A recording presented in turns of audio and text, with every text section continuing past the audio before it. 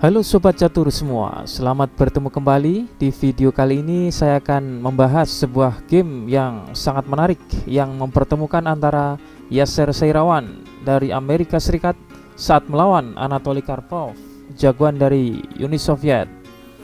Berlangsung pada tahun 1982 di turnamen Philips and Drew di London, Inggris.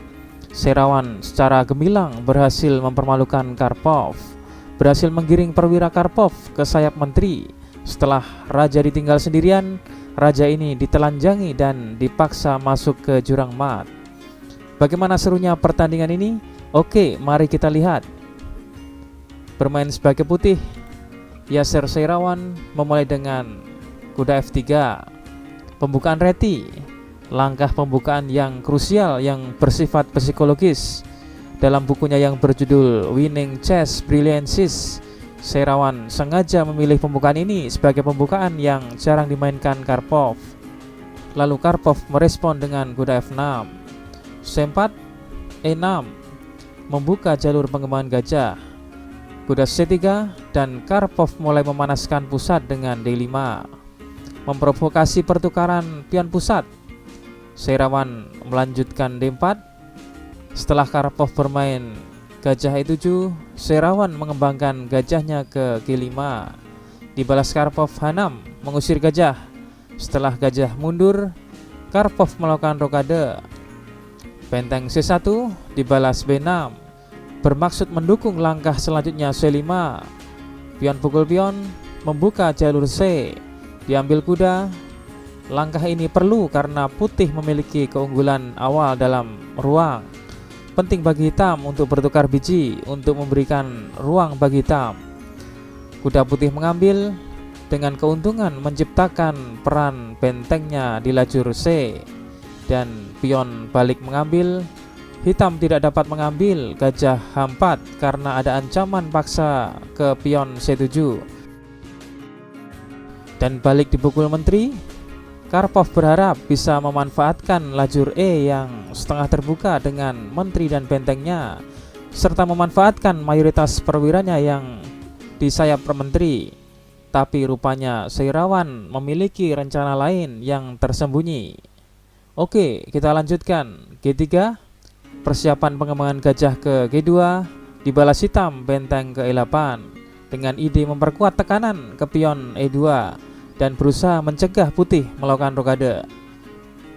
Benteng C3 dengan ide selanjutnya ke E3, memblokir dominasi hitam di lajur E. Karpov kemudian bermain kuda A6. Karpov mencoba mengajak bermain komplikasi, menawarkan kudanya dengan kompensasi menguasai pusat. Kemudian Seirawan membalas menteri ke A4 dengan ancaman selanjutnya benteng E3. C5. Mungkin inilah langkah yang dipersiapkan Karpov dengan ide menguasai pusat lewat pionnya. Benteng E3 mengancam menteri dan benteng, dan mau tak mau hitam harus memblokir dengan gajahnya, tapi dengan mengorbankan kudanya. Segera Seirawan mengambilnya.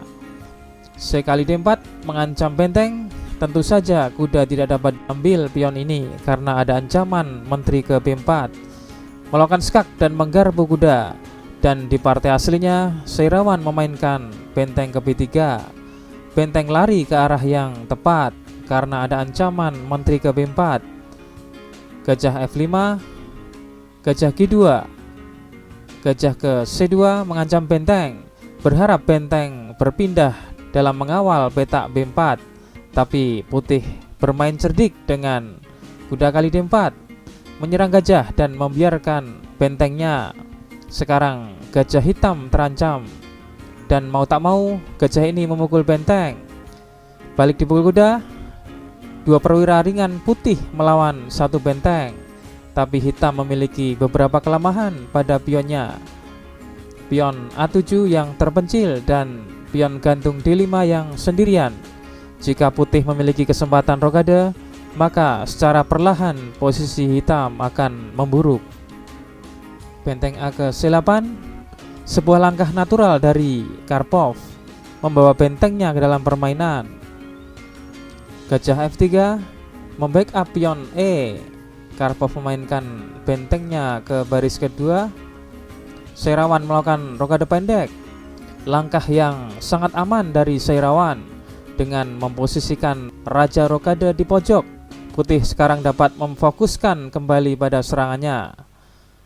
Benteng kali B2, Seirawan memainkan bentengnya ke D1, menekan pion. Benteng Karpov melindungi. Kuda D4 mengancam garpuan. Kemudian benteng ke D7 menghindari garpuan sambil memperkuat pion A7. Kemudian kuda ke C6 mengancam menteri dan pion A7. Menteri menghindar dan kuda pukul pion. Benteng ke C7, A4. Karpov lalu bermain menterinya ke A8, berharap menangkap kuda. Akankah kuda ini gugur tanpa kompensasi? Mari kita lihat. Seirawan merespon dengan benteng kali D5, menteri pukul kuda, dibalas benteng D8, skak. Setelah raja bergeser, kembali Seirawan melakukan skak dengan menterinya. Apabila ditutup G6, maka ini adalah sebuah kesalahan, karena putih dapat mengancam menteri D4, mengancam mat atau paling tidak mendapatkan benteng. Karenanya hitam merespon dengan F5. Menteri mengambil satu-satunya langkah dengan memblokir dengan pion ke G6. Kemudian menteri ke E6. Sampai di sini hitam menyerah. Ada ancaman mematikan berupa mat di G8.